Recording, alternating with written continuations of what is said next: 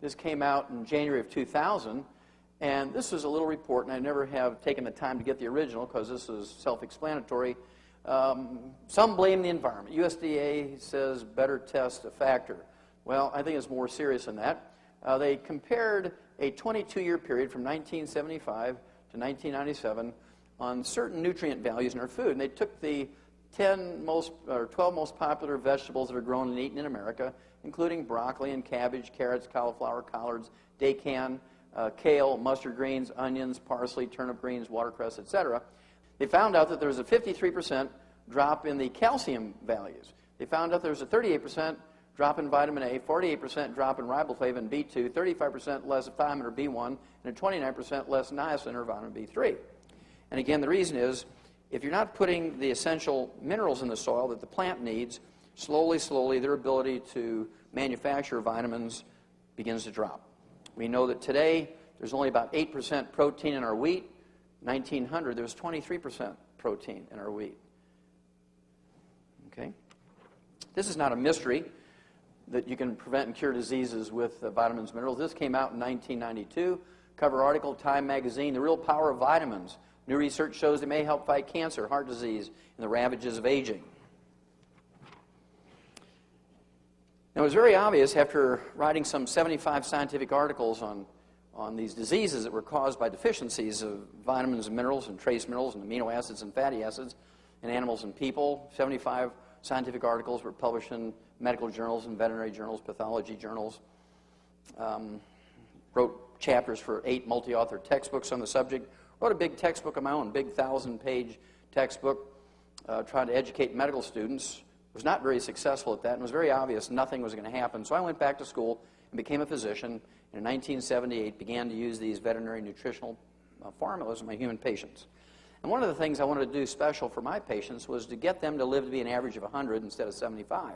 So I began to collect information on what it takes to live to be 100 instead of 75. And it was very interesting. A certain percentage of my patients back then in 1978 would say things like, I don't think I want to live to be 100. I said, well, why wouldn't you want to live to be 100?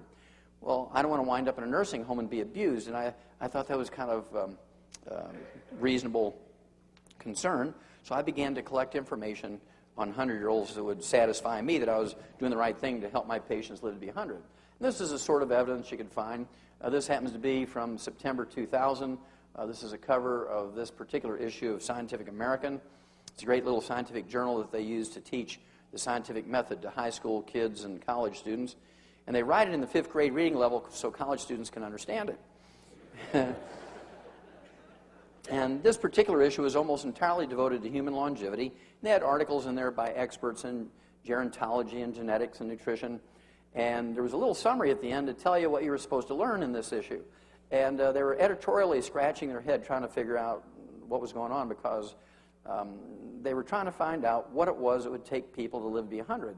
And they compared the people who didn't listen to their doctors with the people who did listen to their doctors. They found out that the ones who did not listen to their doctors lived longer than the ones who listened to the doctors. Huh? And something we've known for a long time, right? So scientifically, they observed that, and they found out that the people who live longer salted their food, ate eggs every day, cooked and ate with butter, didn't use margarine. Many of them smoked. Many of them ate white lining behind the barn and were drunk all the time. The only exercise they did when they came home after work was to fall asleep on the floor. They didn't come home, take a shower, and go to the fitness center. And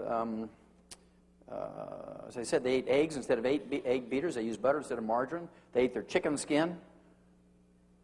And they were just flabbergasted. They couldn't figure out why these people doing all the wrong things were living so long. Well, obviously, it's because the people who are getting advice from doctors are getting inappropriate advice. If the advice that doctors were giving was correct, then there should be a lot of people living to be 100 who follow the doctor's advice. So we're going to look at some of that. First thing I wanted to do is get some scientific evidence on what it would take to live to be 100. And I looked for an animal model. Being a veterinarian and a pathologist, I looked for an animal model first. And I ran into, doing some research, I ran into some stuff that was published in the 1860s, 1863. One was written by William Banting on how to cure corpulence. Corpulence is an old-timey word for obesity. And this was back in 1863. And he talked about a low-carb diet, kind of like the Atkins diet. Maybe it should be the Banting diet, instead of the Atkins diet. And then in 1935, a guy who'd been doing all his research in the 1920s by the name of Clive McKay came out with his landmark article in 1935. And what he did was essentially take 3 groups of rats. Group number 1, he gave the rat pellet of the day, and these rats lived to be an average of 2 years, which is really super, because prior to this rat pellet coming out with all of the nutritional knowledge of the time, people who were using rats and mice and rabbits for research would give them rolled oats and carrots and cabbage and things like that, and they might live to be 11 months after weaning instead of 2 years. So it was really good to have a laboratory animal and a food that you could give them that routinely allowed them to live to be 2. He then took the second group, gave them the same basic pellet as group number 1, but he cut the carbohydrate calories by 30%, kept the vitamins and minerals the same, and they lived to be 50% older, 3 years. Got kind of excited about that. Took group number 3, cut the carbohydrate calories from group number 1 by 60%, kept the vitamins and minerals the same, and they lived twice as long. They lived to be 4 years of age, and they really got excited about cutting this carbohydrate calories thing. But it wasn't just that. When they redid the studies with spiders and beetles and worms and pigeons and all kinds of animals, they found out that it was the density of the vitamins and minerals per remaining carbohydrate calorie. That was the basic reason, because he had always kept the vitamins and minerals the same when he dropped the calories. He didn't just drop the percentage of food, he dropped only the carbohydrate calories, keeping everything else the same. So in group number 3, there was like 3 times more vitamins and minerals per carbohydrate calorie than there was in group number 1. Now that I had an animal model and had some idea what to do, I began to look for a human model, and I ran into a guy by the name of Art Linkletter. How many of you heard of Art Linkletter? Okay, great guy.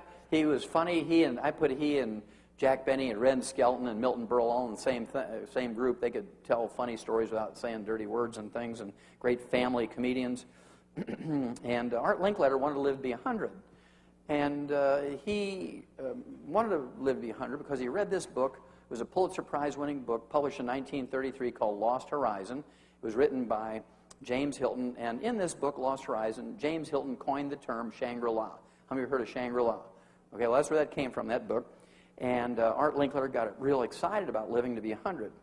Well, the book was actually written about a people called the Hunza. How many of you heard of the Hunzas?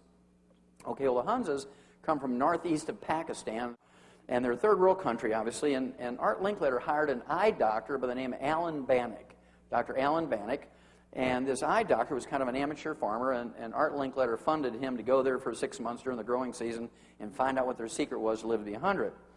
And it was very obvious from reading the book that Alan Bannock had not read Clive McKay's material on his rats. And he was just making lots of observations, didn't give his opinion what was important, but he was a very good observer. And one of the things he found out, these people were a third world country. They had no electricity, no indoor plumbing, no hospitals, no pharmacies, no clinics, no doctors. They just used home remedies like herbs and massage therapy and that sort of thing. And yet they were the healthiest and longest lived people on earth. They came from a little mountain range, a little known mountain range by the name of the Karakoram Mountains, about 800 miles east of the Himalayas. Oftentimes people say they're from the Himalayas, but they're from the Karakoram Mountains. And one of the things Dr. Bannock observed was that they would irrigate with water that was kind of gray and opaque. It had lots of silt in it from the glacier grinding up the mountain rocks. And they would irrigate with this glacial water full of this rock silt, this finely ground up rock silt, about the same particle size as talc. And it contained over 60 minerals. And they would irrigate with this.